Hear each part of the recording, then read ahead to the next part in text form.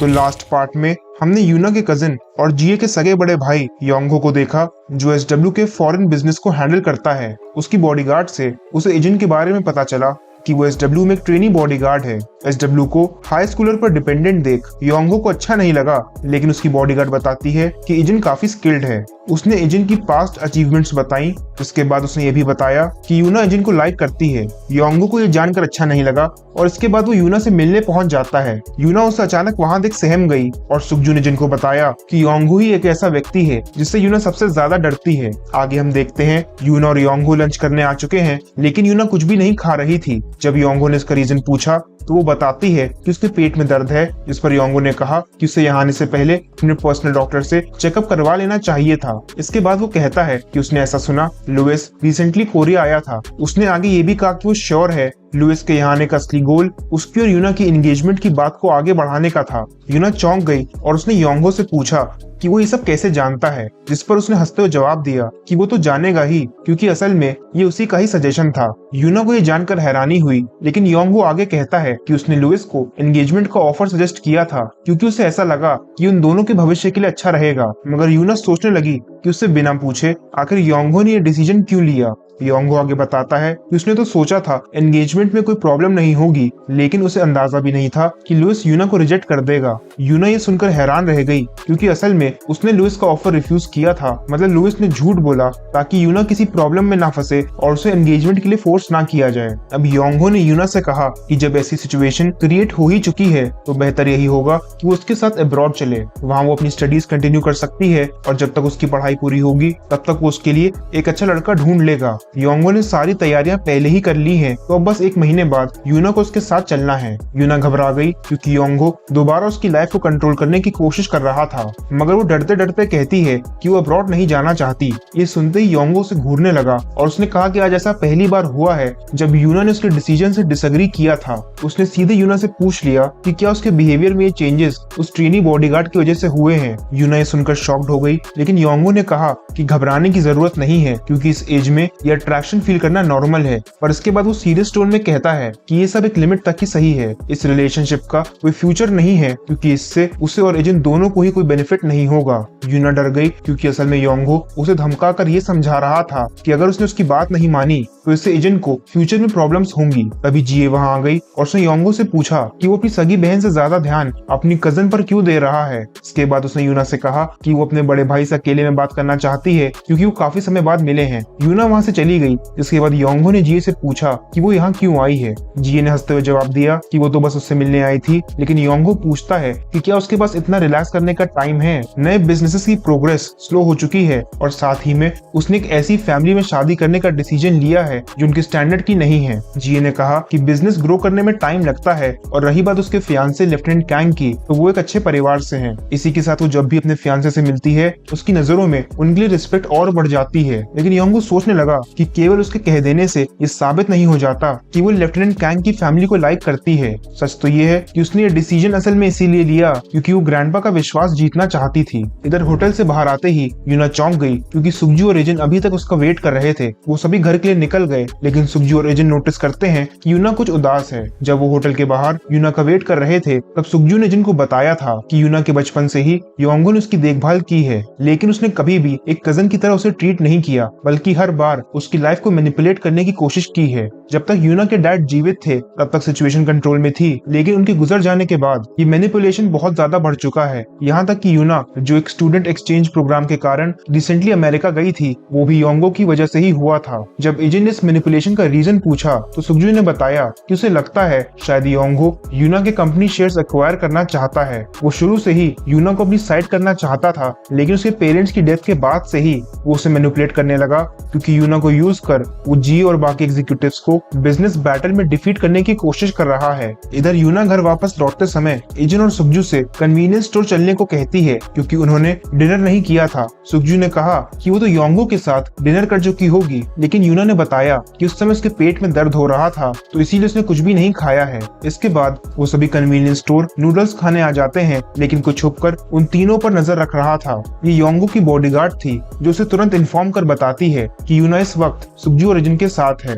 योंगहो ने उसे यूना की सराउंडिंग्स को कंटिन्यूअसली ऑब्जर्व करने के ऑर्डर दिए, जिसके बाद वो मुस्कुराते हुए कहता है कि चिड़िया पिंजरा छोड़कर भागने की कोशिश कर रही है, लेकिन वो चुपचाप ऐसा होते नहीं देख सकता क्योंकि वो उस चिड़िया का ओनर है। अगले दिन योंगहो की बॉडीगार्ड टीम यूना के पास पहुंच गई और उन्होंने टीम 3 को बताया कि यूना को प्रोटेक्ट करने की ड्यूटी अब से वो करेंगे। टीम 3 के लीडर ने जब इसका रीजन पूछा तो योंगहो उसकी बेइज्जती करते हुए कहता है कि उसके रहते यूना की किडनैपिंग हुई क्योंकि अब भी वो खुद को उसे प्रोटेक्ट करने के काबिल समझता है। टीम 3 लीडर ने कहा कि ये गलत है और उन्हें प्रॉपर प्रोसीजर फॉलो करना चाहिए, लेकिन योंगहो ने बताया कि वो सेक्रेटरी को ऑलरेडी इन्फॉर्म कर चुका है और बेहतर यही होगा कि ये काम प्रोफेशनल्स को सौंप दिया जाए, यानी कि उसके बॉडीगार्ड जिन्होंने दुनिया भर के दिग्गज लोगों की सुरक्षा की है। टीम 3 लीडर ने कहा कि वो भी प्रोफेशनल्स हैं, लेकिन योंगहो ने पूछा कि क्या एक प्रोफेशनल उस व्यक्ति को किडनैप होने दे सकता है जिसकी सुरक्षा की जिम्मेदारी उसे सौंपी गई हो। तभी यूना ने उन्हें बहस करने से रोका और टीम लीडर से कहा कि उन्हें उसकी चिंता करने की जरूरत नहीं है, तो इसीलिए वो वापस जा सकते हैं। टीम लीडर ना चाहते हुए भी उसके ऑर्डर्स फॉलो करते हैं और यूना योंगहो के बॉडीगार्ड्स के साथ चली जाती है। इधर स्कूल में सुक्जू और यूना एब्सेंट है और हमें पता चलता है कि सुक्जू ने कुछ देर पहले एजेंट को कॉल कर इन्फॉर्म कर दिया था कि आज से टीम 3 यूना को प्रोटेक्ट नहीं करेगी। एसडब्ल्यू की ट्रेनिंग फैसिलिटी में टीम 3 के बॉडीगार्ड्स इस बात से नाराज हैं क्योंकि उनकी मेन जॉब यूना को गार्ड करना है और इसी जॉब को उनसे डिसकंटिन्यू करने को कह दिया गया था। टीम 3 लीडर भी गुस्से में है, लेकिन वो क्लैरिफाई करता है कि जब तक उन्हें ऑफिशियल ऑर्डर्स नहीं मिल जाते तब तक वो यूना को गार्ड नहीं करेंगे। जिए भी वहाँ मौजूद है जो यही सोच रही थी कि योंगहो ने सबसे पहले तो यूना के बॉडीगार्ड्स चेंज कर दिए और अब अपनी मर्जी से यूना को अब्रॉड ले जाकर उसका फ्यूचर डिसाइड करना चाहता है। टीम 2 लीडर ने कहा कि ये प्रॉब्लम केवल टीम 3 की नहीं है बल्कि इससे पूरे एसडब्ल्यू की सिक्योरिटी टीम प्रभावित हुई है। उसने आगे बताया कि योंगहो अपने साथ कई सारे बॉडीगार्ड्स लेकर आया है और उसे शुरू से ही ये बात अजीब लग रही थी। जिए ने पूछा कि क्या योंगहो के बॉडीगार्ड्स वाकई इतने काबिल हैं, जिस पर टीम 2 लीडर ने बताया कि उनके बॉडीगार्ड्स आयरन से हैं। आयरन एक पीएमसी यानी प्राइवेट मिलिट्री कॉर्पोरेशन है जिनके बॉडीगार्ड्स अपने बेहतरीन स्किल्स की वजह से दुनिया भर में मशहूर हैं। योंगहो ने बहुत पहले आयरन से कॉन्ट्रैक्ट साइन किया था और वो तब से ही उनके बॉडीगार्ड्स को हायर करता आया है। इसके बाद जिए ने पूछा कि आयरन और एसडब्ल्यू के बॉडीगार्ड्स में कौन बेहतर है। इस पर लीडर ने बताया कि डायरेक्ट कंपैरिजन नहीं किया जा सकता क्योंकि आयरन एक पीएमसी है, तो इसीलिए उसके बॉडीगार्ड्स कई फील्ड्स में एक्टिव हैं। डोमेस्टिक सिक्योरिटी में एसडब्ल्यू बेटर है, लेकिन अगर इंटरनेशनल सिक्योरिटी की बात की जाए तो आयरन से किसी का कंपैरिजन नहीं है। आयरन के पास लार्ज डेटाबेस और भारी संख्या में गार्ड्स हैं और क्योंकि योंगहो ओवरसीज रहता है तो शायद इसीलिए वो अक्सर आयरन के बॉडीगार्ड्स को हायर करता था। लेकिन जिए ने कहा कि एक और रीजन भी है। योंगहो किसी पर भी विश्वास नहीं करता और केवल उन्हीं रिलेशनशिप्स की वैल्यू करता है जो कॉन्ट्रैक्ट से फॉर्म होती हैं। ऐसा इसलिए क्योंकि जितना कॉन्ट्रैक्ट में मेंशन है दोनों पार्टीज को केवल उतना ही कंट्रीब्यूट करना होगा, ना ज्यादा ना कम। वो सामने से एजेंट को आते देख ये भी सोचती है कि शायद योंगहो को लगता है एसडब्ल्यू सिक्योरिटी में कोई स्पाई है जो कभी भी उसके रास्ते का कांटा बन सकता है। एजेंट ने जिए को ग्रीट किया और जिए ने पूछा कि अब तक तो टीम 3 से रिलेटेड न्यूज वो भी जान चुका होगा। जब एजेंट ने कंफर्म किया तो जिए पूछती है कि वो अब क्या करेगा। इस पर एजेंट ने कहा कि वो एक ही चीज करेगा और वो है ऑर्डर्स फॉलो करना। जिए ये सुनकर हंसते हुए वहां से चली जाती है और वहीं दूसरी तरफ हम यूना को उसके रूम में उदास देखते हैं। योंगहो की बॉडीगार्ड ने बताया कि यूना ने अपना आज का पूरा शेड्यूल कैंसिल कर दिया है और इस वक्त अपने रूम में है। योंगहो ने पूछा कि क्या यूना का अब्रॉड शेड्यूल एडजस्ट कर दिया गया है, जिस पर बॉडीगार्ड कहती है कि सारी तैयारियां हो चुकी हैं। बॉडीगार्ड के जाने के बाद योंगहो के व्यक्ति को कॉल करता है और ये वही व्यक्ति है जिसने जिए की किडनैपिंग करवाई थी। उसने फोन उठाकर कहा कि वो उसकी कॉल का वेट कर रहा था। योंगहो ने उससे कहा कि जो प्रॉमिस उसने किया है वो उसे जरूर पूरा करेगा। आयरन और एसडब्ल्यू जल्दी फोर्सेस ज्वाइन कर पाएंगी। उस व्यक्ति ने कहा कि अच्छी खबर है और अगर उसे कोई भी हेल्प चाहिए तो वो कभी भी बता सकता है क्योंकि योंगहो उनका इम्पोर्टेंट कस्टमर है। कॉल ओवर होने के बाद योंगहो सोचने लगा कि भले ही जिए की एंगेजमेंट के कारण एसडब्ल्यू ने खुद को मिलिट्री इंडस्ट्री में एक्सपैंड किया है, लेकिन वो चुपचाप बैठकर ये सब होते हुए नहीं देखेगा। वो इसका फायदा उठाएगा और जिए से भी पावरफुल पोजीशन गेन कर लेगा। इधर एजेंट घर पर वर्कआउट कर रहा था कि तभी यूना का कॉल आता है। वो योंगहो के बॉडीगार्ड्स की निगरानी में एजेंट से मिलने आई है और वो दोनों कन्वीनियंस स्टोर चले जाते हैं। एजेंट स्नैक्स लेने गया था लेकिन यूना मायूस बैठी थी। दरअसल यहाँ आने से पहले योंगहो ने यूना को बताया था कि वो अगले 2 दिनों में यहाँ से चले जाएंगे, तो उसी हिसाब से उसे अपनी पैकिंग शुरू कर देनी चाहिए। यूना ने जब इतनी जल्दी जाने का रीजन पूछा तो योंगहो कहता है कि उसने बेसिक चीजें संभाल ली है, लेकिन फिर भी यूना को अब्रॉड में कई लोगों से मिलना पड़ेगा, तो इसलिए उनके पास टाइम कम है। उसके इस डिसीजन से यूना खुश नहीं थी और जब योंगहो ने ये देखा तो उसने कहा कि यूना की भी कुछ जिम्मेदारियां हैं। यूना कंपनी की वजह से एक ऐसी लाइफ जी पा रही है जो नॉर्मल लोग नहीं जी सकते, तो इसीलिए उसे भी कंपनी के बेनिफिट के लिए काम करना होगा। वो ये नहीं चाहता कि यूना इस बार कोई प्रॉब्लम क्रिएट करे और यूना भी डरते डरते उसकी बात मान लेती है। इधर एजेंट भी वापस लौट आया, जिसके बाद यूना उससे कैजुअल टॉक करने लगी। वो पूछती है कि कहीं उसने कॉल कर उसे डिस्टर्ब तो नहीं किया। इस पर एजेंट कहता है कि वो बिजी नहीं था, बस एक्सरसाइज कर रहा था। यूना ने पूछा कि क्या उसकी बॉडीगार्ड ट्रेनिंग में अच्छी परफॉर्मेंस का यही रीजन है कि वो डेली ट्रेनिंग करने के बाद भी एक्सरसाइज करता है। उसने आगे कहा कि वो स्कूल नहीं आ पाई थी, तो क्या बाकियों ने उसके बारे में कुछ पूछा।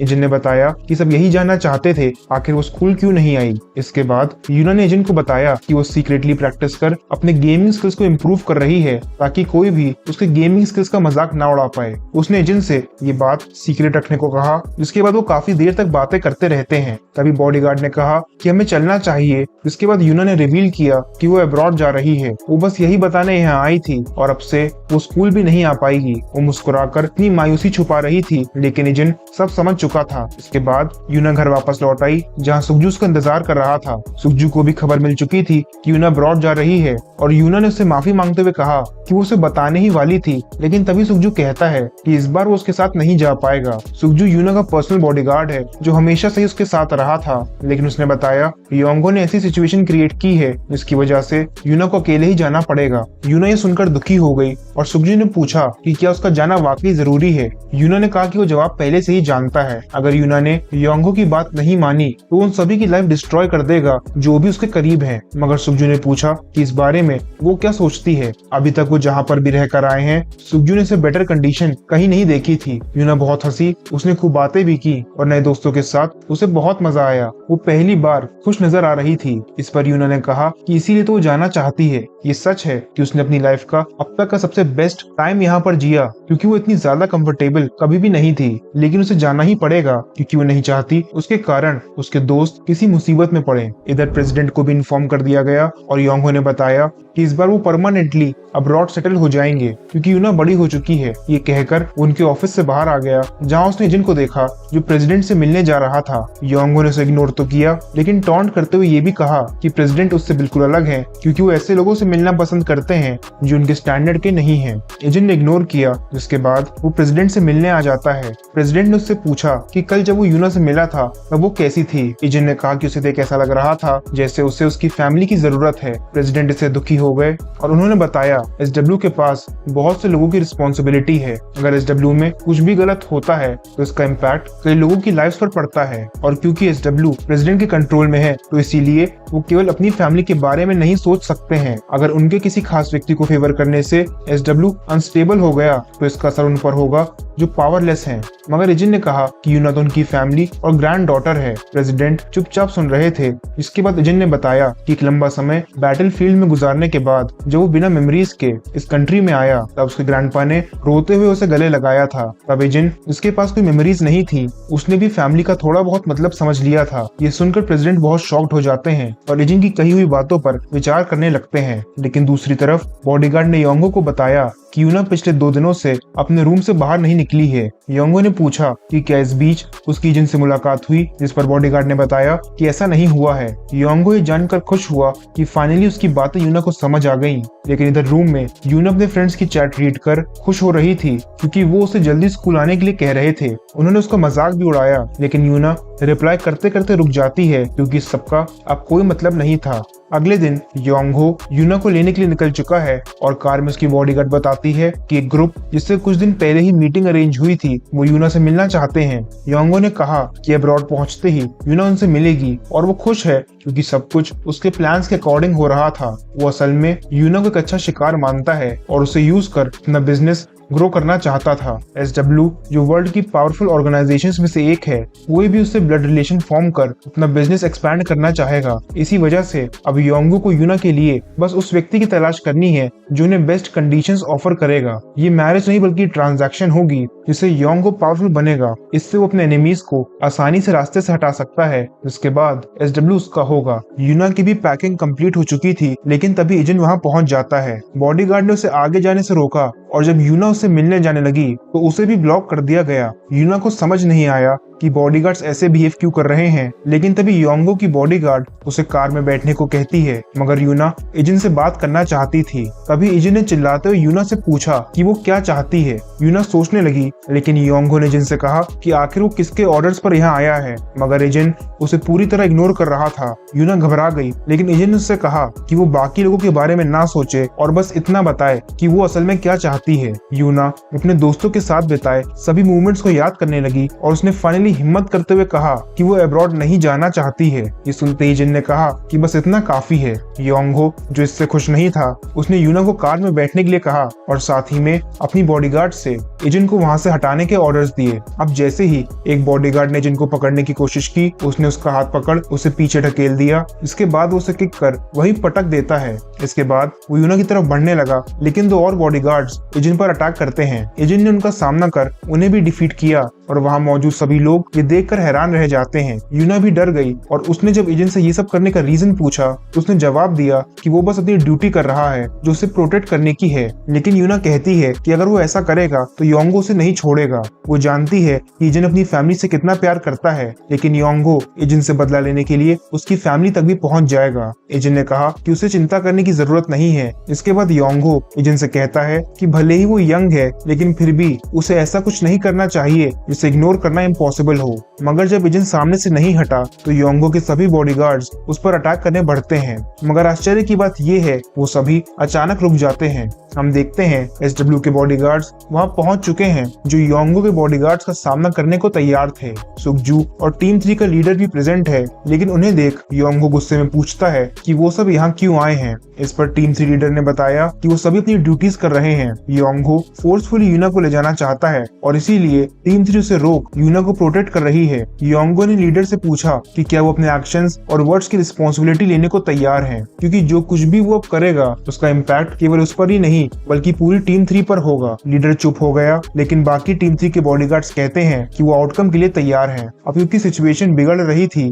तो योंगो अपनी पावर और पोजीशन का फायदा उठाते हुए उन्हें धमकाने लगा, मगर तभी यूना उससे उसके बॉडीगार्ड्स को डराने धमकाने से मना करती है। उसे बीच में बोलते देख बॉडीगार्ड्स चौंक गए, लेकिन यूना यही सोच रही थी कि जब उसे प्रोटेक्ट करने के लिए सब लोग इतना कुछ कर रहे हैं तो वो केवल उनके पीछे छुप नहीं सकती थी। उसने योंगो से कहा कि उसके बॉडीगार्ड्स उसकी सुरक्षा करने आए हैं तो वो उन्हें ऐसे डरा नहीं सकता क्योंकि उनके साथ खड़ी है। योंगो को गुस्सा तो आ रहा था, लेकिन क्योंकि यूना को ले जाना जरूरी है तो उसने कहा कि वो बॉडीगार्ड्स को कुछ नहीं करेगा, तो इसीलिए उन्हें तुरंत एयरपोर्ट के लिए निकलना चाहिए। इस पर यूना ने जवाब दिया कि वो अब्रॉड नहीं जाएगी। अब योंगो उसे भी डराने लगा, लेकिन तभी इजिन उसके सामने आकर खड़ा हो जाता है। यूना ने भी हिम्मत कर दोबारा कहा कि वो नहीं जाएगी और साथ ही में वो चाहती है कि योंगो अब से उसकी लाइफ को कंट्रोल ना करे। योंगो सोचने लगा कि जिस यूना के पास कोई पावर या पोजीशन नहीं है, भला वो उसके खिलाफ कैसे जा सकती है। इतना कहकर यूना वहां से जाने लगी, मगर योंगो उस पर चिल्लाने लगता है। तभी जी अपनी बॉडीगार्ड टीम के साथ वहां आ गई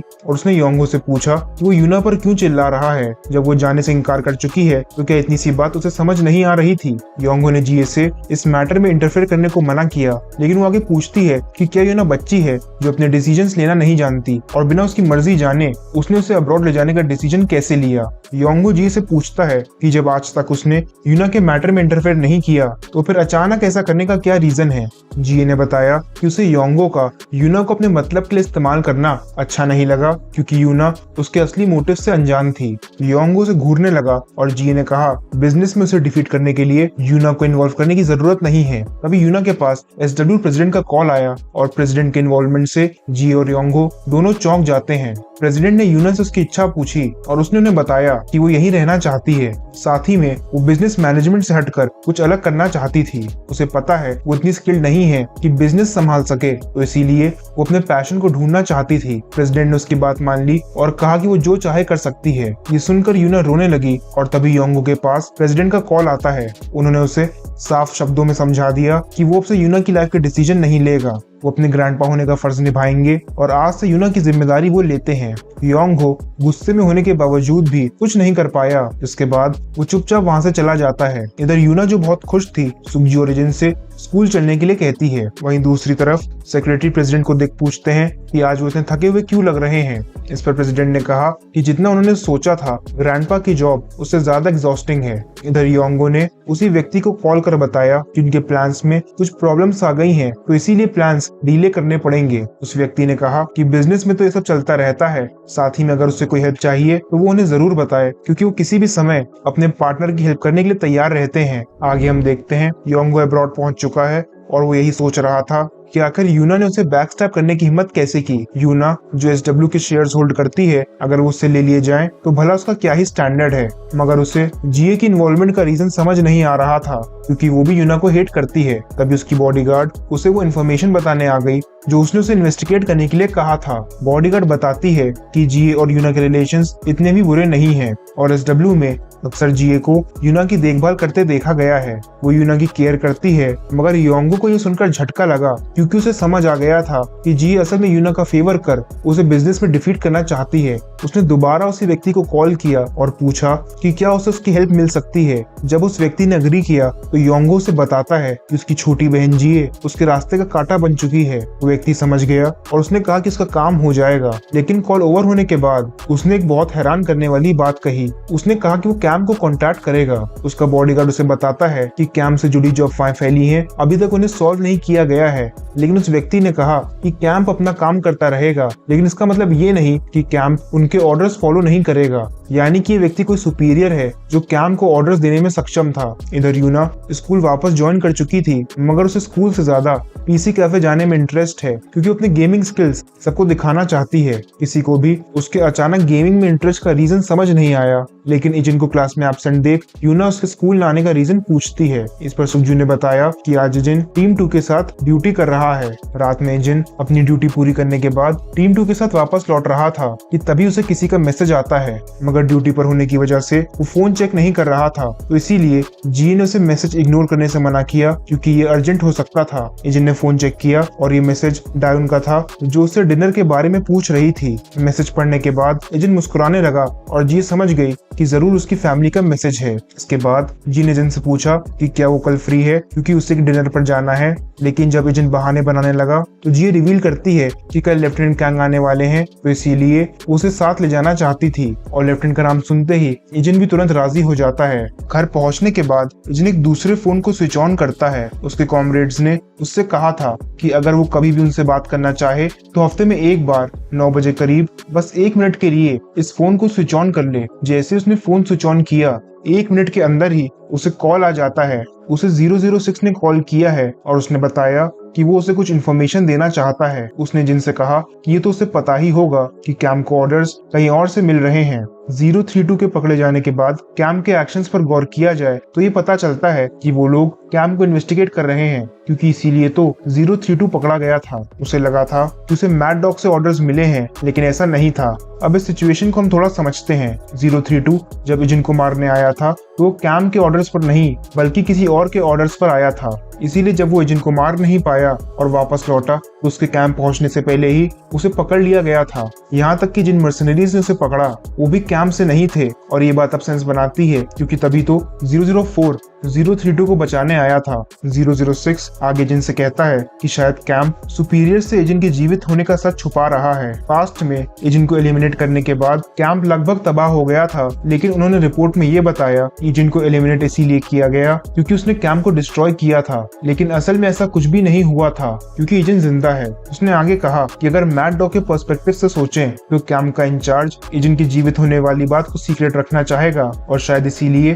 कैंप छुपकर इजिन को एलिमिनेट करने की कोशिश कर रहा है ताकि सुपीरियर्स को इस बात का पता ना चल सके। इसके बाद इजिन ने 032 के बारे में पूछा, जिस पर 006 बताता है कि वो ठीक है, लेकिन कैंप के बाहर की लाइफ से एडजस्ट करने में उसे टाइम लगेगा। कॉल ओवर होने के बाद इजिन ने फोन स्विच ऑफ कर दिया और वो 006 की दी हुई इन्फॉर्मेशन के बारे में सोचने लगा। अगली सुबह हम जीए को टीम 2 के साथ देखते हैं, लेकिन कोई दूर से ही उसे ऑब्जर्व कर रहा था। मगर जब उसने जीए के साथ इजिन को देखा तो वो चौंक गई और उसने कहा 001, मतलब ये लड़की कैंप से है। कार में बैठने से पहले एजेंट उसी लड़की की तरफ देखने लगा, मगर उसे वहाँ कोई भी नजर नहीं आया। एजेंट के जाने के बाद हम देखते हैं कि वो लड़की वहीं छुपी हुई थी और उसे पूरा यकीन था कि उसने अभी जिसे देखा वो और कोई नहीं बल्कि 001 है।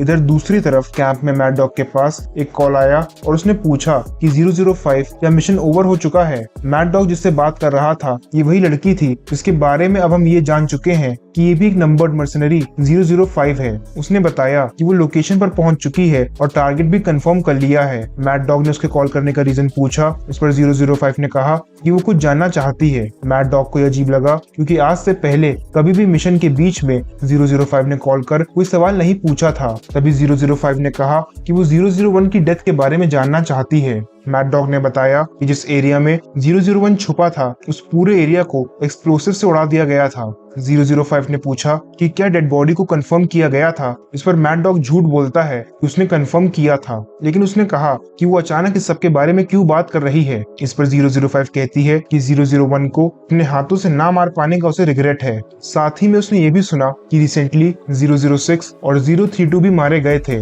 जब वो ये सोचती है कि नंबर्ड मर्सनरीज कितने कम हो चुके हैं तो उसे गुस्सा आता है क्योंकि ये सब 001 की वजह से हुआ था। मैड डॉग ने उसे अपनी एनर्जी वेस्ट करने से मना करते हुए मिशन पर फोकस करने के लिए कहा, लेकिन कॉल ओवर होते ही वो परेशान हो जाता है। वो सोचने लगा कि 001 के कारण आयरन पहले से ही उन पर शक कर रहा है और अब मर्सनरीज भी उससे जवाब मांग रहे हैं। वो अपने घाव के दर्द को महसूस करते हुए यही सोचता है कि 001 को जल्द से जल्द एलिमिनेट करना होगा। इधर 005 भी समझ गई कि मैड डॉग जरूर कुछ छुपा रहा है, लेकिन उस बात को भी नकार नहीं सकती थी कि आज उसने जिसे देखा वो 001 है, क्योंकि भले ही उसके लुक्स डिफरेंट हो लेकिन वो लड़का मर्सनरी 001 से काफी सिमिलर था।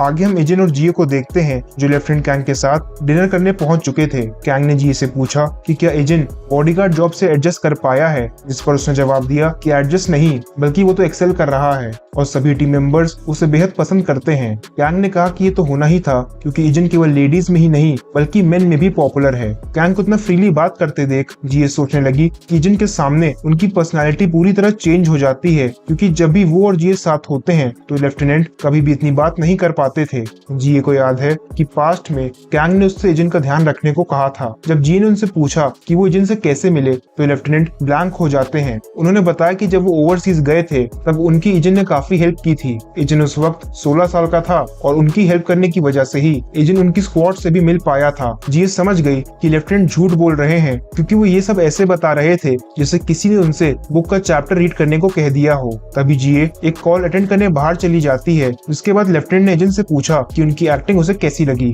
एजेंट कहता है परफेक्ट। जिसके बाद लेफ्टिनेंट ने एजेंट से उसके ग्रैंडपा और डायन के विषय में पूछा। वो आगे कहते हैं कि जब उन्हें पता चला एजेंट ने SW में बॉडीगार्ड ट्रेनिंग शुरू की है तो उन्हें काफी हैरानी हुई और वो एजेंट से पूछते हैं कि क्या वो ग्रेजुएट होने के बाद इसे कंटिन्यू करेगा। एजेंट ने बताया कि उसने अभी तक सोचा नहीं है। इस पर लेफ्टिनेंट कहते हैं कि उन्होंने तो बस इसीलिए पूछ लिया क्योंकि जब भी उनकी जियो से मुलाकात होती थी तो वो हमेशा एजेंट की तारीफ किया करती थी। ये अजीब इसलिए है क्योंकि लेफ्टिनेंट ने आज से पहले जियो से किसी के लिए भी कॉम्प्लीमेंट नहीं सुना था। वो दोनों बात कर रहे थे और जियो ने दूर से ऑब्जर्व कर रही थी। उन्हें देख वो सोचने लगी कि शायद एजेंट लेफ्टिनेंट के बहुत करीब है, क्योंकि उसने कभी भी लेफ्टिनेंट को किसी से बात करते वक्त इतना खुश नहीं देखा था। रात में जब एजेंट घर लौट रहा था उसकी नजर भीड़ में खड़ी 005 पर पड़ती है। वो उसे देख अलर्ट तो हो गया, लेकिन क्योंकि अभी तक वो उसकी रियल आइडेंटिटी नहीं जानता था तो इसीलिए वो उसे इग्नोर करते हुए आगे बढ़ने लगता है। मगर तभी 005 ने नाइफ निकाल एजेंट पर अटैक करने की कोशिश की, लेकिन समय रहते वो उसके अटैक को ब्लॉक कर लेता है।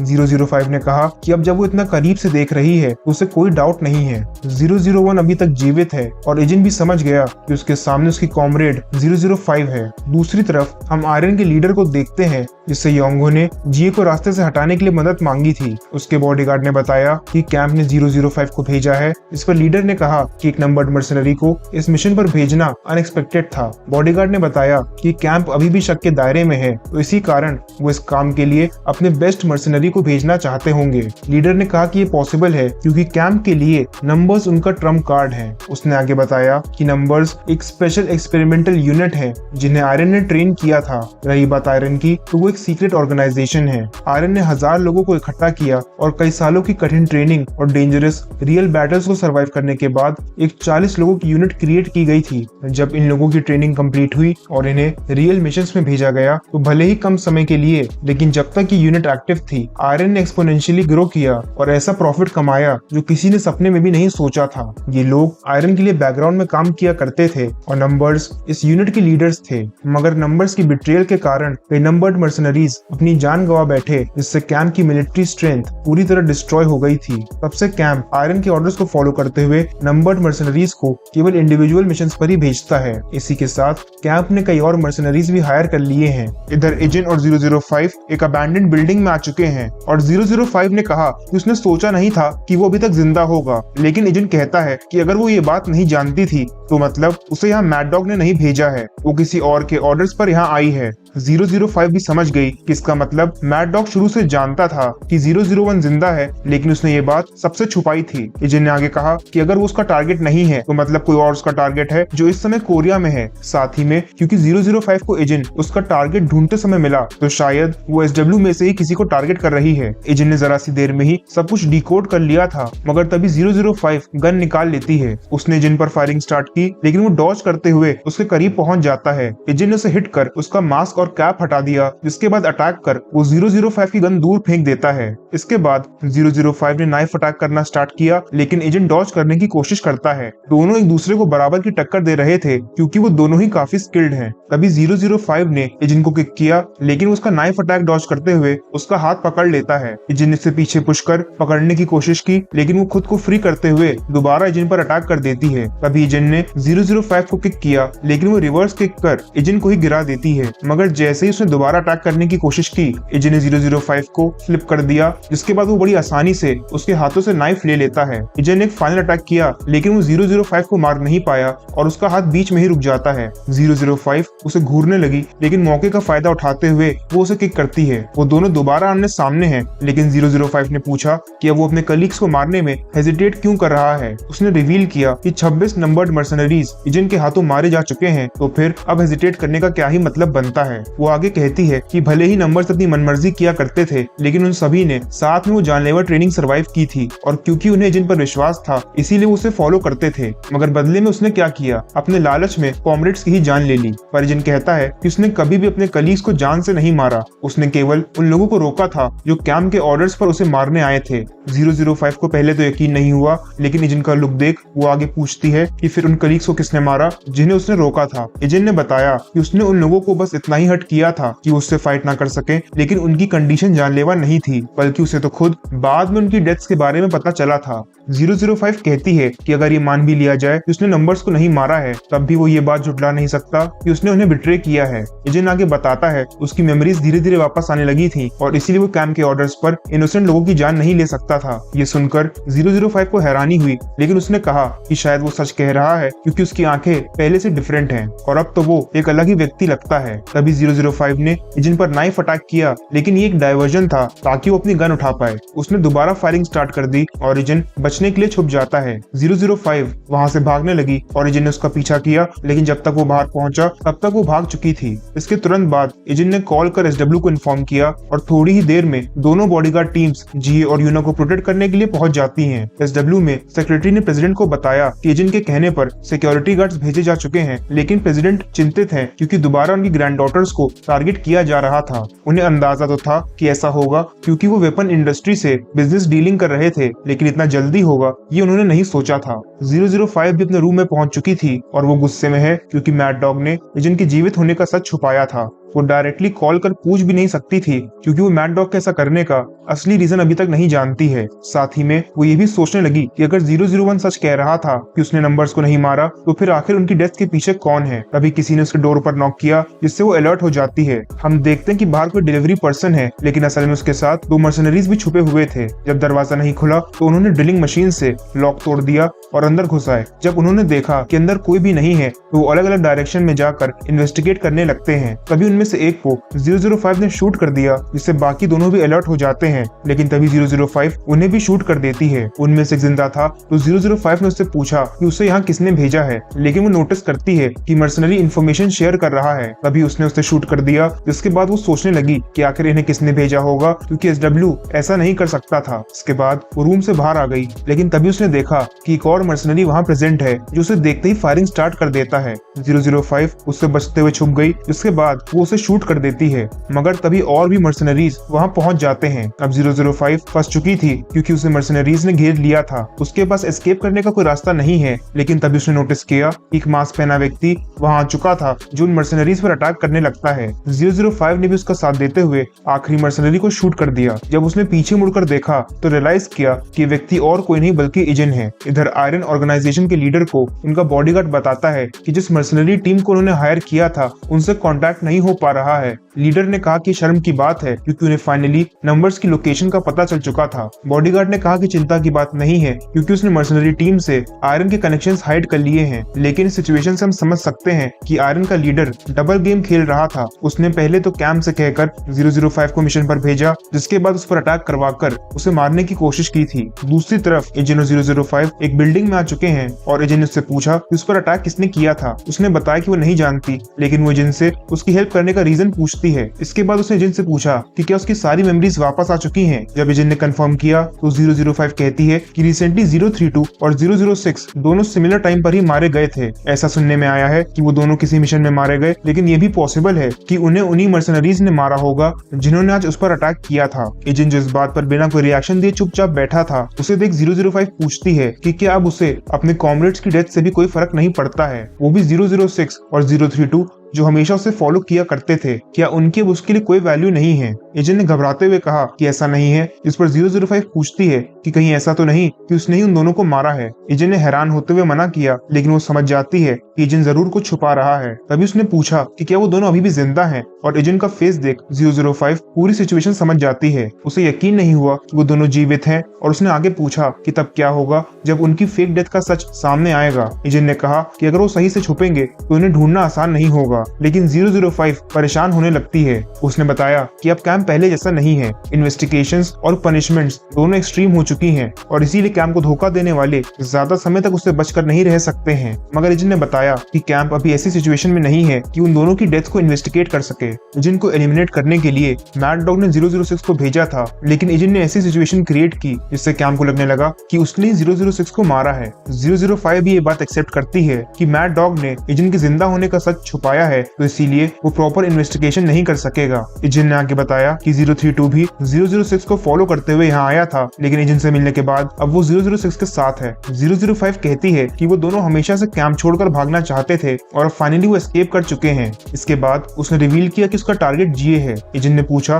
कि वो क्या करेगी, जिस पर उसने जवाब दिया कि वो वापस लौट जाएगी। उसकी लोकेशन अनजान लोगों में डिस्क्लोज हो चुकी है, तो इसीलिए अब वो ये मिशन कंटिन्यू नहीं करेगी। इसके बाद उसने मैड डॉग को कॉल कर इन्फॉर्म किया कि उस पर प्रॉपर असासिन्स ने अटैक किया था। साथ ही में उन्हें उसकी एग्जैक्ट लोकेशन की भी जानकारी थी, जिसके बारे में केवल मैड डॉग को ही पता था। लेकिन वो कहता है कि भला वो अपने ही मर्सनरी पर अटैक क्यों करेगा। 005 ने कहा कि वो मिशन डिसकंटिन्यू कर रही है और अगले कुछ समय तक वो कैंप से दूर रहेगी, तो इसीलिए उसे ढूंढने की कोशिश ना की जाए। इतना कहकर उसने अपना फोन तोड़ दिया। लेकिन मैड डॉग की सिचुएशन समझ नहीं पा रहा था, क्योंकि नंबर्ड मर्सनरी पर अटैक होना मामूली बात नहीं है। आगे एजेंट ने प्रेसिडेंट को बताया कि सिचुएशन अब कंट्रोल में है, छोटी मोटी प्रॉब्लम्स की गारंटी तो वो नहीं ले सकता, लेकिन वर्स्ट केस सिनेरियो क्लियर हो चुका है। प्रेसिडेंट कुछ भी समझ नहीं पाए, तो उन्होंने एजेंट से उसके इस कंक्लूजन का रीजन पूछा। इस पर एजेंट ने बताया कि इस बार टारगेट डायरेक्टर जीए थी और वो रीजन तो नहीं जानता, लेकिन असासिन उन्हें जान से मारने आया था। ये सुन प्रेसिडेंट के पसीने छूट गए। लेकिन सेक्रेटरी पूछते हैं कि अगर वो इतना जानता है तो मतलब उसने असासिन को कैप्चर कर लिया होगा, क्योंकि तभी तो वो कह रहा है प्रॉब्लम सॉल्व हो चुकी है।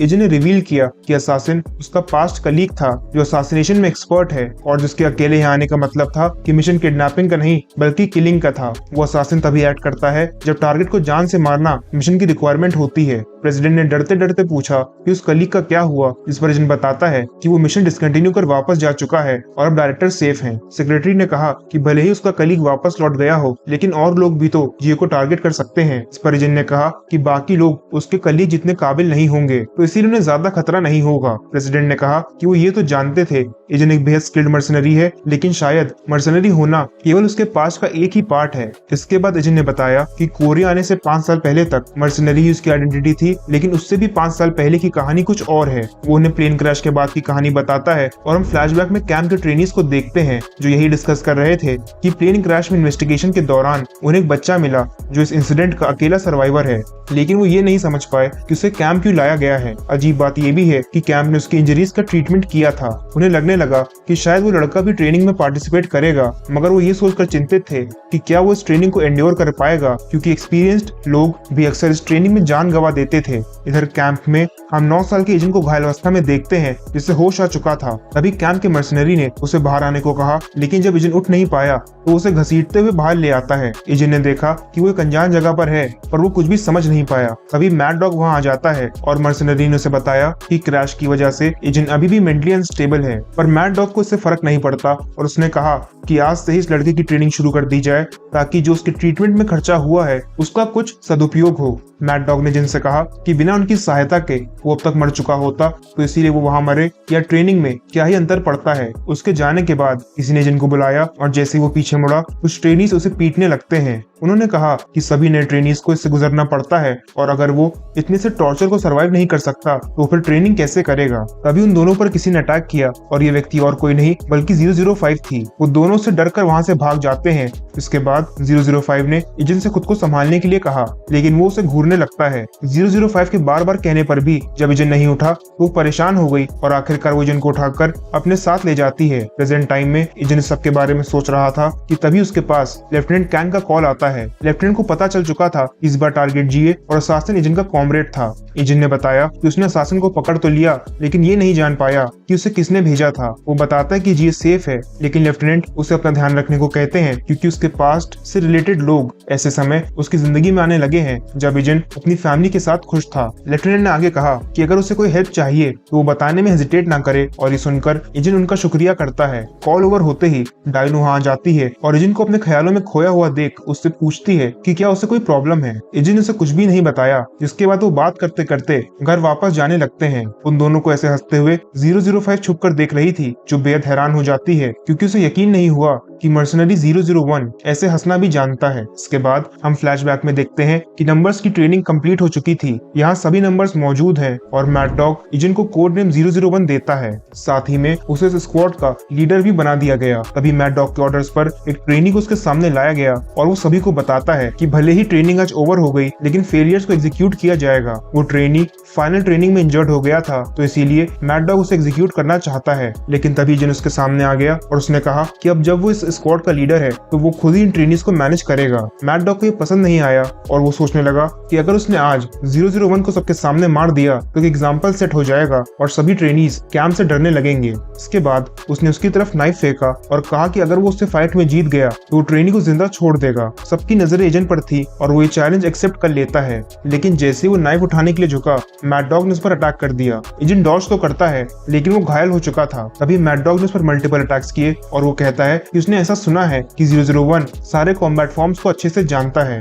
तभी एजेंट ने उस पर मिट्टी फेंक दी, जिससे मैड डॉग कुछ भी देख नहीं पा रहा था। इसका फायदा उठाते हुए एजेंट ने अपना नाइफ उठा लिया। इसके बाद उन दोनों में दोबारा बैटल होती है, पर मैड डॉग के अटैक से एजेंट लगातार इंजर्ड हो रहा था। मैड डॉग यही सोच रहा है कि भले ही एजेंट सभी ट्रेनीज में बेस्ट हो, लेकिन है तो वो भी ट्रेनी ही, भला उसे चैलेंज करने की हिम्मत कैसे हुई। जो लड़का स्टार्टिंग में सबसे वीक था, आज वो उसे ही चुनौती कैसे दे सकता है। ये सोच कर मैड डॉग गुस्से से पागल हो रहा था और हम जानते हैं कि गुस्से में सेंसेस डल हो जाते हैं। एजेंट भी ये बात समझ गया, जिसके बाद वो मैड डॉग पर लगातार अटैक्स करता है। मैड डॉग इंजर्ड होने लगा और तभी एजेंट जंप कर एक फाइनल अटैक करता है। एजेंट के इस अटैक से मैड डॉग अपनी एक आंख खो बैठा और उसी अटैक का निशान आज भी उसके फेस पर है, जो प्रेजेंट टाइम में भी उसे हॉन्ट करता है। वो डर कर अक्सर नींद से जाग जाया करता था और उस दिन के इंसिडेंट की वजह से 001 को कोसता था। अगली सुबह एजेंट जॉगिंग कर घर वापस लौट रहा था कि तभी उसे 005 दिखती है। वो दोनों बात करने आ जाते हैं, जहां 005 ने बताया कि उसने अपने ऊपर हुए अटैक का ब्लेम मैड डॉग पर डाल दिया और साथ ही में अभी के लिए कैंप से कांटेक्ट कट ऑफ कर लिया है। जब तक ये सिचुएशन रिजॉल्व नहीं हो जाती वो श्योर है कि जी को टारगेट नहीं किया जाएगा। इसके बाद उसने जिन से कहा कि वो अभी तक उसे समझ नहीं पाई है। उसने नंबर्स को बिट्रे किया, जिसके बाद वो सभी सेपरेट हो गए। बहुत से नंबर्स मारे जा चुके हैं और उनमें सब ज्यादा नहीं बचे हैं, लेकिन इसके बावजूद 001 सारी चीजें भुलाकर अपनी गर्लफ्रेंड के साथ अपनी लाइफ एंजॉय कर रहा है। गर्लफ्रेंड वाली बात एजेंट को समझ नहीं आई और वो चौंक गया। इसके बाद 005 कहती है कि इतनी क्यूट लड़की से बात करना उसे सूट नहीं करता है। एजेंट ने रिवील किया कि वो लड़की असल में उसकी बहन है और ये सुन 005 के भी होश उड़ जाते हैं। लेकिन इससे पहले कि वो कुछ और पूछ पाती, डायन और ग्रैंडपा वहां पहुंच जाते हैं। इसके बाद हम कुछ ऐसा देखते हैं जो 005 ने सपने में भी नहीं सोचा था। वो एजेंट के घर पर आ चुकी है, उसके सामने टेस्टी घर का खाना है और वो एजेंट की फैमिली के साथ डिनर टेबल पर बैठी थी। एजेंट अपने कॉमरेड की खातिरदारी कर रहा है और 005 परेशान थी क्योंकि कुछ समय पहले वो एजेंट को मारना चाहती थी और अब उसी के साथ डिनर कर रही है। एजेंट को घर का खाना खाते देख उससे अपने मर्सनरी दिनों की याद आ गई, जब वो सभी रूखा सूखा खाकर मिशंस पर जाया करते थे। यही सोचते सोचते उसे पता भी नहीं चला कि कब उसकी प्लेट्स खाली हो गई। इसके बाद ग्रैंडपा ने कहा कि उन्होंने एजेंट से सुना कि वो उसकी पुरानी दोस्त है। 005 ने पहली बार एजेंट का नाम सुना था और क्योंकि वो उसकी रियल आइडेंटिटी नहीं जानती थी तो इसीलिए एजेंट बताता है कि उसका नाम नहीं जानती, क्योंकि एजेंट उसे तब मिला जब वो अपनी मेमोरीज खो चुका था। ग्रैंडपा ने कहा कि फिर तो वो दोनों काफी समय से एक दूसरे को जानते हैं। इस पर एजेंट ने बताया कि जब मेमोरीज जाने के बाद उसे होश आया तो 005 ने उसकी बहुत हेल्प की और उस समय वो ही उसकी फैमिली थी। ये सुनकर सभी चौंक गए और जाते वक्त ग्रैंडपा 005 का दिल से शुक्रिया करते हैं। उसने एजेंट का ध्यान रखा और क्योंकि एजेंट उसे फैमिली मानता है तो वो भी उसे अपना परिवार का हिस्सा मानते हैं। इसी के साथ उन्होंने ये भी कहा कि वो जब चाहे उन्हें विजिट कर सकती है। 005 ने ये सब पहली बार एक्सपीरियंस किया था और इसीलिए उसे समझ नहीं आया कि उसे कैसे रिएक्ट करना चाहिए। घर से बाहर आते ही उसने एजेंट को किक किया और पूछा कि वो उसे अपने घर क्यों लाया जहाँ उसकी फैमिली रहती है। वो उसकी एनिमी है और वो दुश्मन को ही अपने घर ले आया था। उसने आगे पूछा कि क्या उसके सेंसेस इतने डल हो चुके हैं कि वो इतनी बेसिक सी बात समझ नहीं पाया था। एजेंट कहता है कि उसने कभी भी उसे अपना एनिमी नहीं माना और इसीलिए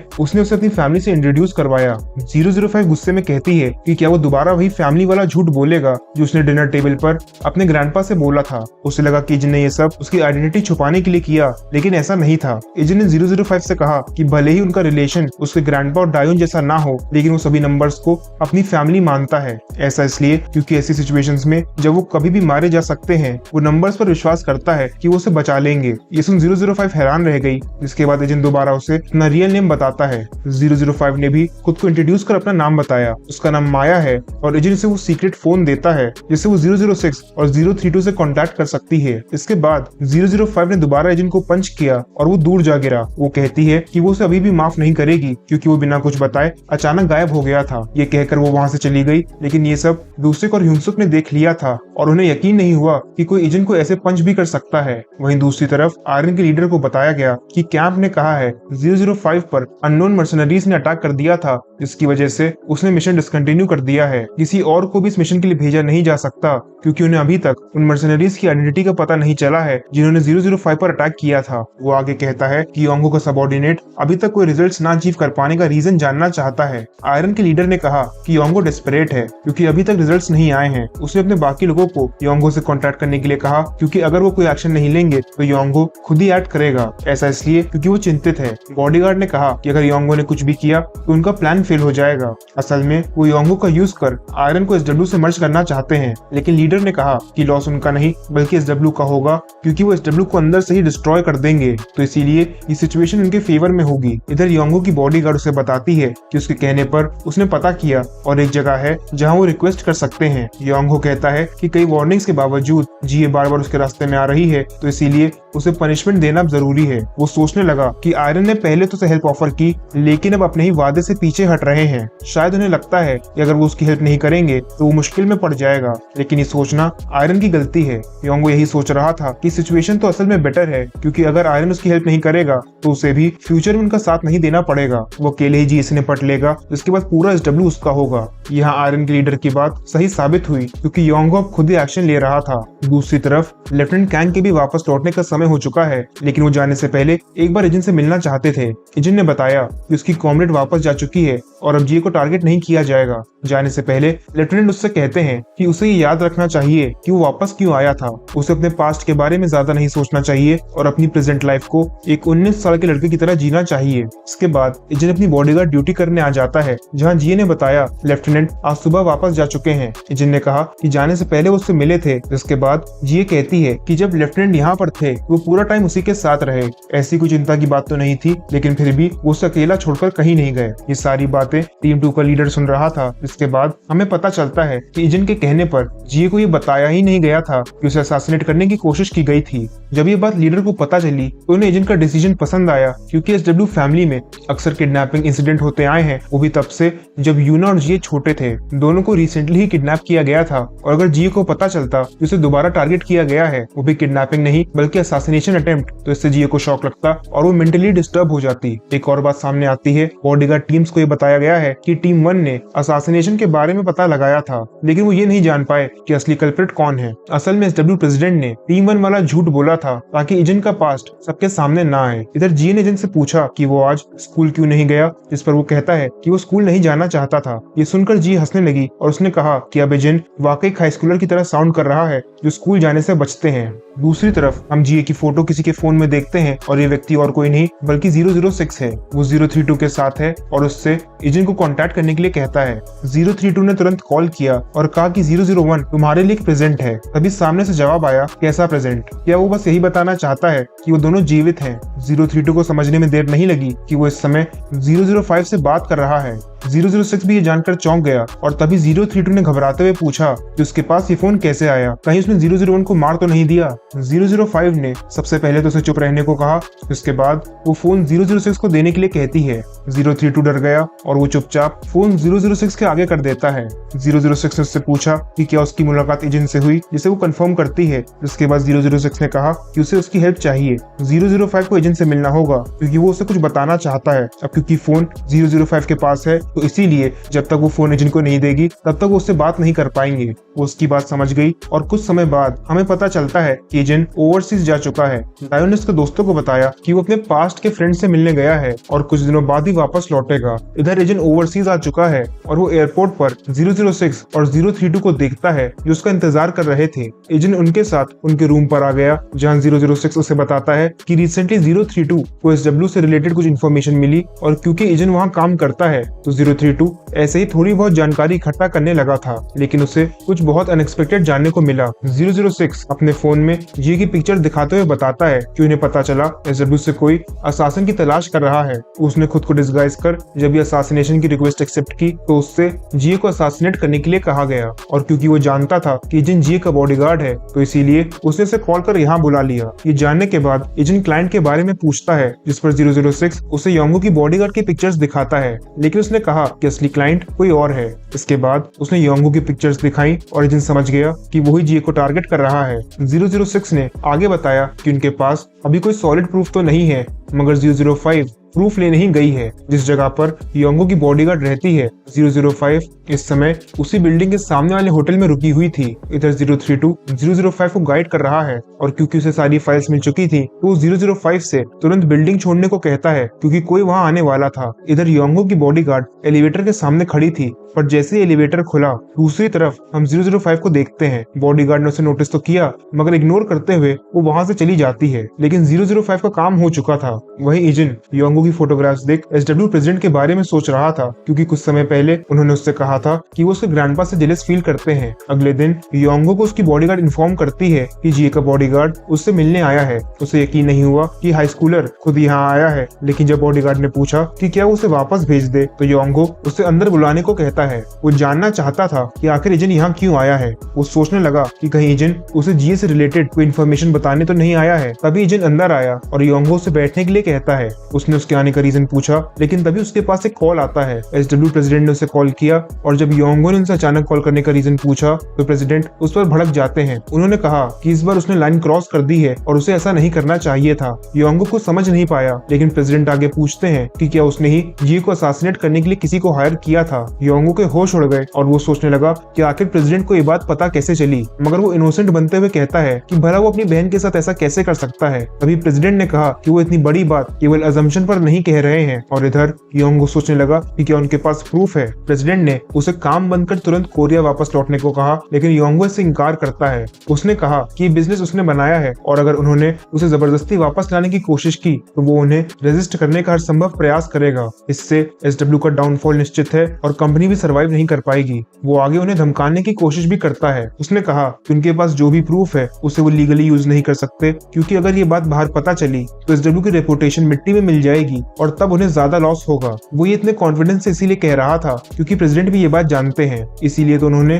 योंगो को कॉल कर चुपचाप वापस आने को कहा और अभी तक कोई एक्शन नहीं लिया था। इसके बाद योंगो कहता है कि वो कभी भी वापस नहीं आएगा। उसने फोन काट दिया और सोचने लगा कि आखिर प्रेसिडेंट को इस बारे में कैसे पता चला। कि तभी एजेंट को प्रेसिडेंट कॉल करते हैं। उन्हें एजेंट ने ही इस बारे में इन्फॉर्म किया था और अब प्रेसिडेंट उसे योंगो को वापस लाने के ऑर्डर्स देते हैं। उन्होंने कहा कि बाकी सब फॉर्मेलिटीज वो हैंडल कर लेंगे, जिसके बाद योंगो को भी समझ आ गया कि एजेंट असल में उसे वापस लेने आया है। लेकिन इसके बाद वो जोर जोर से हंसने लगता है। उसने कहा कि पता नहीं प्रेसिडेंट क्या सोच रहे हैं, भला एक हाई स्कूलर उसे वापस कैसे ले जाएगा, और प्रेसिडेंट को क्या लगता है कि एजेंट चुपचाप उसे चलने को कहेगा और वो उसकी बात मान लेगा। उसने अपनी बॉडीगार्ड से एजेंट को बाहर निकालने के लिए कहा, लेकिन जब बॉडीगार्ड ने अपनी टीम को कांटेक्ट किया तो उसे कोई रिस्पांस नहीं मिला। रिस्पांस भला कैसे मिलता, क्योंकि 006 ने बाहर सारे बॉडीगार्ड्स को बेहोश जो कर दिया था। कंट्रोल रूम भी 032 ने हाईजैक कर लिया है, जहां से वो पूरी बिल्डिंग पर नजर रख रहा था। वही योंगो को समझ नहीं आया कि आखिर उसकी बॉडीगार्ड टीम जवाब क्यों नहीं दे रही है। उसकी बॉडीगार्ड को अजीब लगा और वो अलर्ट हो गई।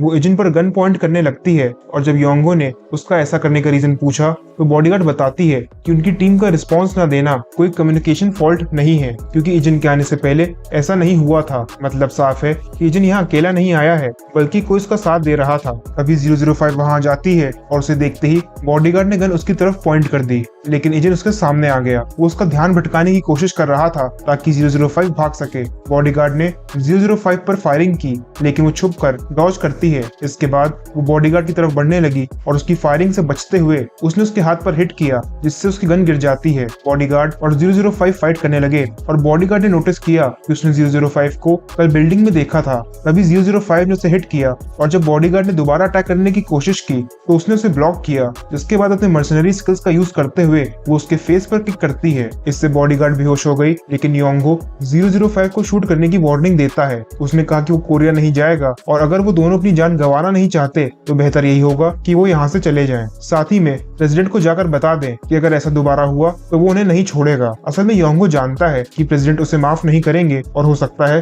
कि उसे ऐसी जगह लॉक कर दिया जाए जहाँ से वो कभी भी बाहरी दुनिया को कांटेक्ट नहीं कर पाएगा। तभी एजेंट उसकी तरफ बढ़ने लगा। योंगो ने उसे वार्न किया। इसके बाद वो शूट करने वाला था कि तभी एजेंट उसके करीब पहुंच उसे पकड़ लेता है। एजेंट ने उसे पंच किया और इसके बाद उसका सर टेबल पर पटक देता है। योंगो वही बेहोश हो गया, लेकिन 005 एजेंट से पूछती है कि उनके ओपोनेंट्स के पास तो गन थी, लेकिन फिर भी उन्हें गन यूज करने की परमिशन क्यों नहीं दी गई। एजेंट ने कहा कि हमें ऐसे लोगों के लिए गन्स की जरूरत नहीं है और 006 उसकी बात से एग्री करता है, क्योंकि उनके ओपोनेंट्स असासिन नहीं बल्कि नॉर्मल बॉडीगार्ड्स थे। इसी के साथ 032 ने बताया कि उसने उनके यहाँ होने के सभी ट्रेसेस इरेज कर दिए हैं और ये सुन 006 कहता है कि इतने टाइम बाद फिर से एक साथ काम करके उसे बहुत अजीब लग रहा है। सभी उससे अग्री करते हैं, जिसके बाद एजेंट ने कहा कि हमारे वापस जाने का टाइम आ गया है। दूसरी तरफ हम प्रेसिडेंट के सामने उनके बेटे को उनसे माफी मांगते देखते हैं। ये जी और योंगो के डैड हैं, जो योंगो की इस हरकत पर शर्मिंदा थे। प्रेसिडेंट ने कहा कि वो नहीं जानते उसे इस बारे में कैसे पता चला, लेकिन वो इसे नजरअंदाज नहीं करेंगे। योंगो के डैड भी इससे सहमत है और उन्होंने कहा कि योंगो को इसकी सजा जरूर मिलनी चाहिए और अगर प्रेसिडेंट उसे सजा नहीं देंगे तो वो खुद ही उसे पनिश करेगा, क्योंकि उसने अपनी बहन को ही मारने की कोशिश की थी। योंगो के डैड यहाँ पर्सनली प्रेसिडेंट से माफी मांगने आए हैं, लेकिन असल में उनकी मंशा कुछ और ही थी। वो बाहर से तो अपोलोजाइज कर रहे हैं, लेकिन अंदर ही अंदर योंगो को कोस रहे थे, क्योंकि उसकी वजह से उसे प्रेसिडेंट के सामने गिड़गिड़ाना पड़ रहा था। एजेंट भी वापस घर लौट चुका है और उसकी फैमिली उसे देख बेहद खुश है। दायोन ने एजेंट को बताया कि ग्रैंडपा ने उसके आने से पहले ही उसकी फेवरेट डिशेस बना ली थी, लेकिन एजेंट कुछ और ही सोच रहा था। अपने हंसते खेलते परिवार को देख उसे SW फैमिली की याद आने लगी, जिनकी सिचुएशन उनसे बिल्कुल ऑपोजिट थी, और यही सोचकर वो खुद को खुशनसीब मानता है क्योंकि उसके पास इतनी लविंग और केयरिंग फैमिली है। इसके बाद कुछ बहुत अनएक्सपेक्टेड हुआ। जिए के डैड उससे उसकी एंगेजमेंट तोड़ने को कहते हैं। जिए ने पूछा कि कैसे पॉसिबल है, क्योंकि वो भी इस एंगेजमेंट का असली रीजन जानते हैं। असल में SW मिलिट्री इंडस्ट्री में एक्सपैंड करना चाहता है, तो इसीलिए जिए की एंगेजमेंट लेफ्टिनेंट कैंग से हुई थी। लेकिन जिए के डैड कहते हैं कि अब इसकी कोई जरूरत नहीं है, क्योंकि SW को थोड़ा बहुत मिलिट्री सपोर्ट मिल चुका है। जिए ने कहा कि वो ऐसे अपने प्रॉमिस से पीछे नहीं हट सकती, जिस पर उसके डैड ने जवाब दिया कि उन्होंने उसके लिए एक बेटर फैमिली ढूंढ ली है। जिए ने पूछा कि कहीं ये सब योंगो की वजह से तो नहीं हो रहा है, क्योंकि उसे असैसिनेशन के बारे में कुछ भी पता नहीं था। तो उसे बताया गया है कि योंगो रिटायरमेंट ले रहा है। इसी के साथ वो उसे लोकेट भी नहीं कर पा रही थी। वो समझ तो गई है कि जरूर कुछ हुआ है, लेकिन उसके डैड ने कहा कि उसे बस इतना जानना चाहिए कि योंगो ने कुछ ऐसा किया जो उसे नहीं करना चाहिए था। जिए कहती है कि फिर भी वो अचानक एंगेजमेंट कैंसिल नहीं कर सकती। इस पर उसके डैड ने कहा कि योंगो के जाने के बाद उसकी जगह संभालने वाला कोई नहीं है, और कंपनी को प्रोटेक्ट करने के लिए ही वो इतने एक्सट्रीम मेजर्स ले रहे हैं। उन्होंने कहा कि उनका फाइनल डिसीजन है, जिसके बाद वो बाहर आ जाते हैं। असल में उन्हें इस बात की खुशी थी कि प्रेसिडेंट की नाराजगी केवल योंगो से है। योंगो अपने डैड की पोजीशन भी हथियाना चाहता था, लेकिन अब उन्हें कोई टेंशन नहीं है, क्योंकि वो जिए को कंट्रोल कर अपने मोटिव्स पूरे कर सकते हैं। एंगेजमेंट कैंसिल होगी और उन्हें बस ये दिखाना होगा कि ये डिसीजन SW का नहीं बल्कि लेफ्टिनेंट कैंग की फैमिली का है, ताकि उनकी रेपुटेशन को आंच ना आए। इधर जिए अपने डैड की कही हुई बातों के बारे में सोच रही थी। उसे लेफ्टिनेंट के साथ बिताए मूवमेंट्स याद है, और इसीलिए वो परेशान थी, क्योंकि उसे कुछ भी समझ नहीं आ रहा था। तभी टीम 2 के लीडर ने कहा इनकी अपॉइंटमेंट का टाइम हो चुका है, लेकिन जिए उससे किसी को बिना बताए योंगो का पता लगाने को कहती है। कार में भी जिए अनकंफर्टेबल फील कर रही थी। भले ही उसकी एंगेजमेंट हो चुकी है, लेकिन फिर भी वो लेफ्टिनेंट से बहुत कम ही मिलती थी, और उसे समझ नहीं आ रहा था कि वो क्या करे। तभी जिए ने एजेंट से पूछा कि वो लेफ्टिनेंट के बारे में क्या सोचता है, उनकी पर्सनालिटी कैसी है। एजेंट ने कहा कि लेफ्टिनेंट दिल के अच्छे हैं, और वो ही एक ऐसे व्यक्ति हैं जिस पर वो सबसे ज्यादा भरोसा करता है। जिए ये सुनकर चौंक गई, और उसे एजेंट की बातों पर यकीन हो गया, क्योंकि उसने आज तक कभी भी किसी के लिए ऐसा नहीं कहा था। जिए ने तुरंत अपने सारे प्लान्स डिच किए। इसके बाद वो मिलिट्री हेडक्वार्टर्स आ जाते हैं। यहाँ एजेंट के मिलिट्री कॉमरेड्स मौजूद थे, जो उसे देख बेहद खुश हुए, और उन्हें ये भी पता था कि वो लेफ्टिनेंट की फियांसे का बॉडीगार्ड है। वो लेफ्टिनेंट को लकी मानते हैं जो उन्हें इतनी सुंदर फियांसे मिली, पर अपने सिंगल होने का गम भी मनाते हैं। इधर लेफ्टिनेंट ने जिए से उसके अचानक मिलने आने का रीजन पूछा। इस पर उसने कहा कि वो बस ऐसे ही विजिट करने आई है, लेकिन लेफ्टिनेंट उसके एक्सप्रेशन देख समझ जाते हैं कि बात कुछ और ही है। उन्होंने कहा कि वो उसकी परेशानी का कारण तो नहीं जानते, मगर उन्हें लगता है कि वो उसकी हेल्प नहीं कर पाएंगे। सच तो ये है कि वो फाइनेंशियली इतने स्ट्रॉन्ग नहीं है, और सोल्जर होने की वजह से वो सोसाइटी के बारे में ज्यादा नहीं जानते हैं, और क्योंकि जी उनसे ज्यादा केपेबल है, तो इसीलिए उसकी हेल्प नहीं कर पाएंगे। पर उन्होंने आगे कहा कि चाहे कोई भी सिचुएशन हो, भले ही जिए की फैमिली उसका साथ क्यों ना छोड़ दे, वो हमेशा उसके साथ रहेंगे। जिए ये सुनकर चौंक गई, और लेफ्टिनेंट ने कहा कि वो बस इतना ही कर सकते हैं। जिए ने उनका शुक्रिया किया और हिम्मत करते हुए कहा कि वो उन्हें कुछ बताना चाहती है। वो चाहती है कि लेफ्टिनेंट उसके लिए काम करें। उन्होंने कहा कि वो कुछ भी करेंगे। इसके बाद जिए उनसे एंगेजमेंट तोड़ने को कहती है। लेफ्टिनेंट हैरान हो गए, लेकिन थोड़ा सोचने के बाद उन्होंने कहा कि उसकी सिचुएशन समझते हैं। जिए कहती है कि क्या वो रीजन नहीं पूछेंगे। इस पर लेफ्टिनेंट ने जवाब दिया कि उसने ये डिसीजन कुछ सोच समझ कर ही लिया होगा, लेकिन उन्होंने कहा कि वो अपने एंड से एंगेजमेंट कैंसिल करेंगे, क्योंकि अगर जिए ने एंगेजमेंट तोड़ी तो उसे कई मुसीबतों का सामना करना पड़ेगा। घर वापस लौटते वक्त जिए लेफ्टिनेंट की बातों को याद कर यही सोच रही थी कि लेफ्टिनेंट इस लालची दुनिया में रहना डिजर्व नहीं करते हैं। वो ये भी जानती है कि उसके डैड कोई गलत कदम जरूर उठाएंगे, तो इसीलिए वो अपनी तरफ से एंगेजमेंट कैंसिल करना चाहती थी। उसने अपने डैड को फोन किया और बताया कि वो एंगेजमेंट कैंसिल कराई है। उसके डैड ने कहा कि उसने ऐसा क्यों किया। वो ऐसे शो करते कि गलती उनकी नहीं बल्कि लेफ्टिनेंट की है,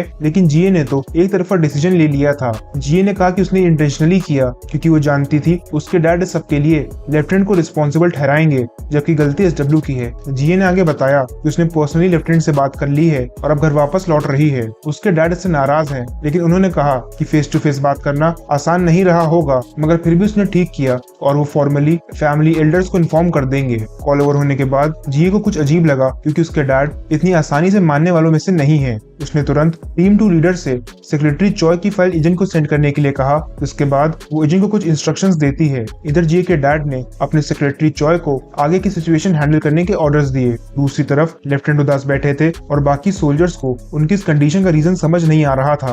अब लेफ्टिनेंट ने पीकर अपना गम भुलाने का सोचा। उन्हें हर पल जिए की ही याद आ रही थी। लेफ्टिनेंट एक के बाद एक गिलास खाली किए जा रहे थे कि तभी एक लड़की उनके पास आकर बैठ जाती है। उसने कहा कि अकेले ड्रिंक करने से अच्छा है कि वो साथ में ड्रिंक करें, लेकिन लेफ्टिनेंट इसे इनकार कर देते हैं। तभी वो लड़की दूसरी तरफ देखने लगी, जिससे लेफ्टिनेंट का ध्यान भी वहां गया और वो दो लोगों को वेटर से बहस करते देखते हैं। लेकिन इतनी देर में उस लड़की ने उनकी ड्रिंक में कुछ मिला दिया और वहां से चली गई। लेफ्टिनेंट उसी गिलास से ड्रिंक करने वाले थे, लेकिन तभी एजेंट उन्हें रोक लेता है। उसने कहा कि आज के लिए वो काफी पी चुके हैं और लेफ्टिनेंट भी उसकी बात मान लेते हैं, क्योंकि वो नहीं चाहते थे कि एजेंट उन्हें इस हाल में देखे। इसके बाद एजेंट ने उन्हें कार में बैठाया, लेकिन असल में वो यहाँ किसी और रीजन से आया है। जीए ने उसे बताया था कि सेक्रेटरी चॉय उसके डैड के खास आदमी है और उसे लगता है कि उसके डैड शांत नहीं बैठेंगे, वो जल्द ही कुछ न कुछ जरूर करेंगे जिसमें चॉय उनकी सहायता करेगा, तो इसीलिए एजेंट को चॉय पर नजर रखनी होगी। तभी एजेंट देखता है कि वो लड़की जिसने लेफ्टिनेंट की ड्रिंक में कुछ मिलाया था कुछ लड़कों के साथ पार्किंग एरिया में आ जाती है। कुछ देर बाद एजेंट ने जीए को कॉल कर उन लोगों के प्लान के बारे में बताया।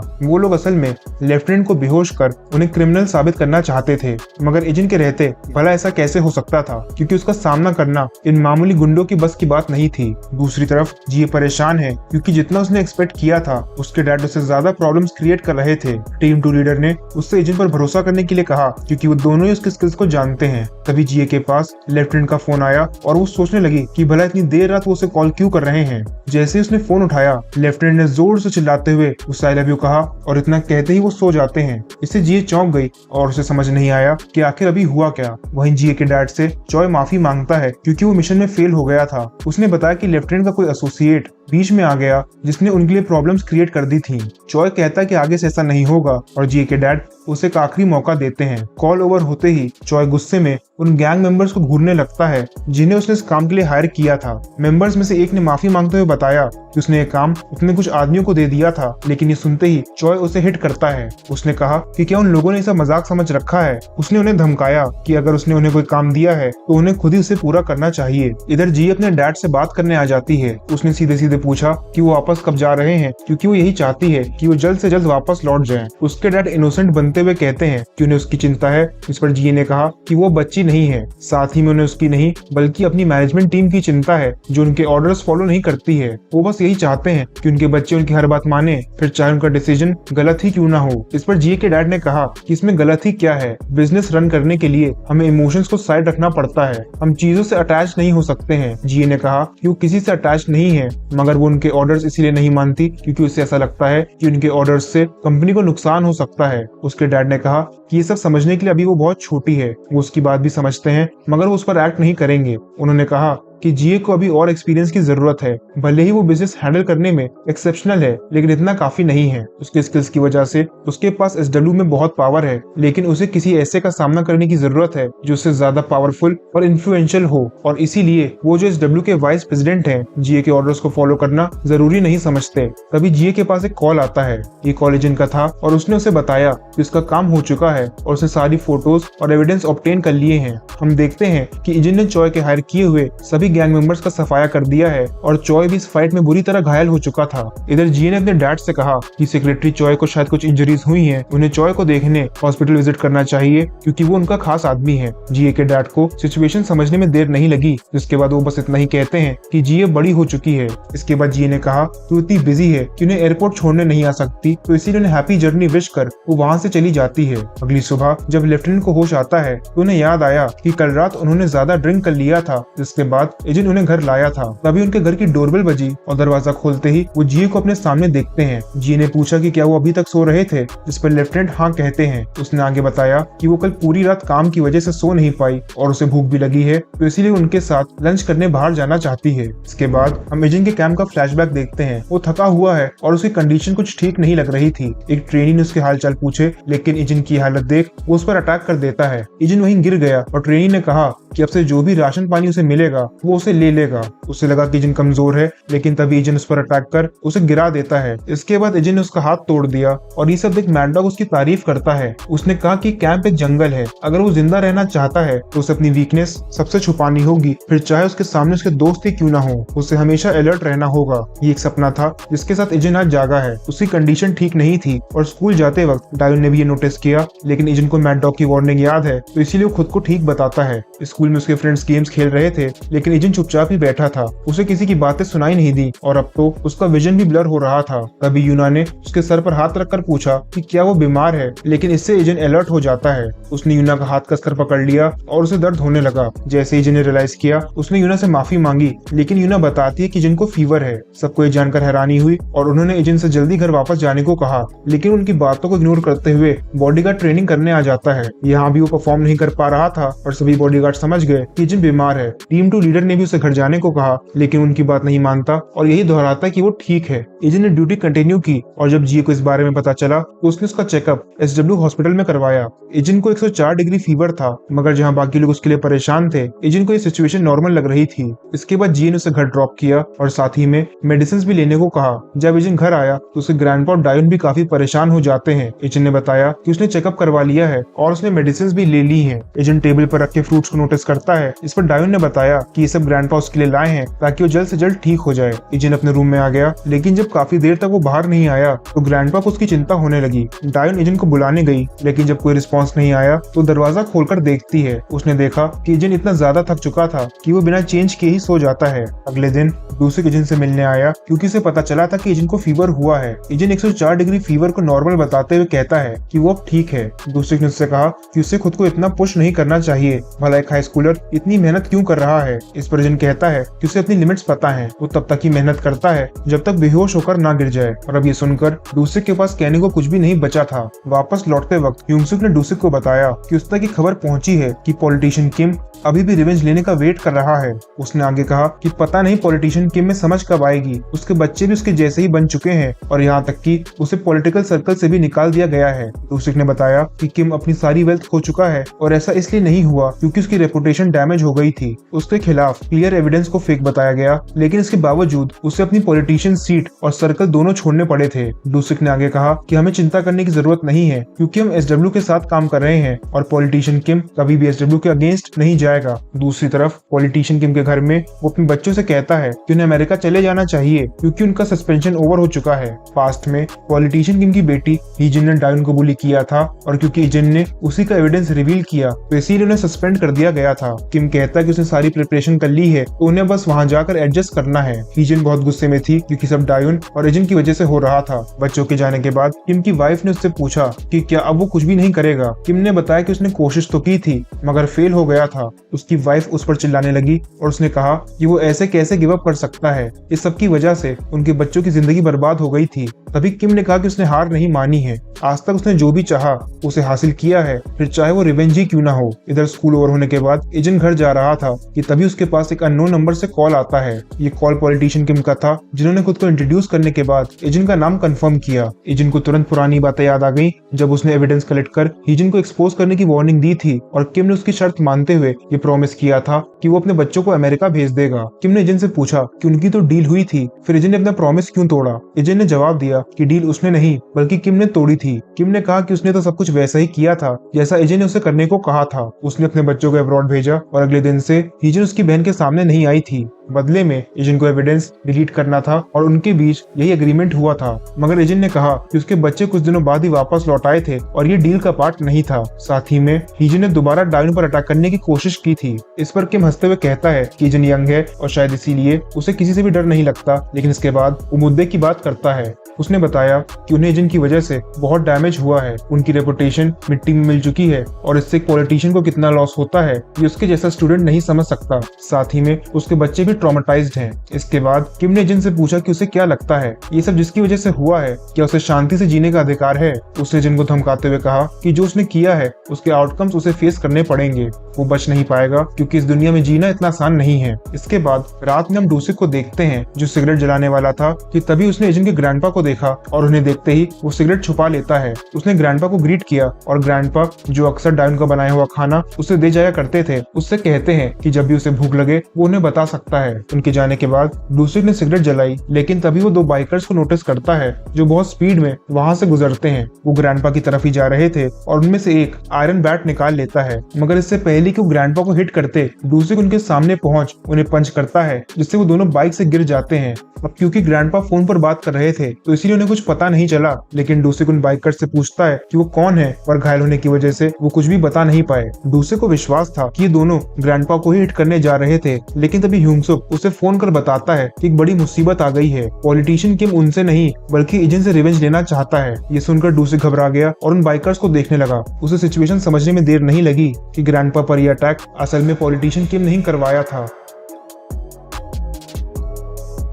तो आई होप आपको ये वीडियो पसंद आई होगी। वीडियो अच्छी लगी हो तो लाइक करना। अगर आप इस सीरीज के अगले पार्ट में इंटरेस्टेड हो तो आपको इस वीडियो पर करने होंगे 7K लाइक्स, और अगर चैनल पर पहली बार आए हो तो सब्सक्राइब करना मत भूलना।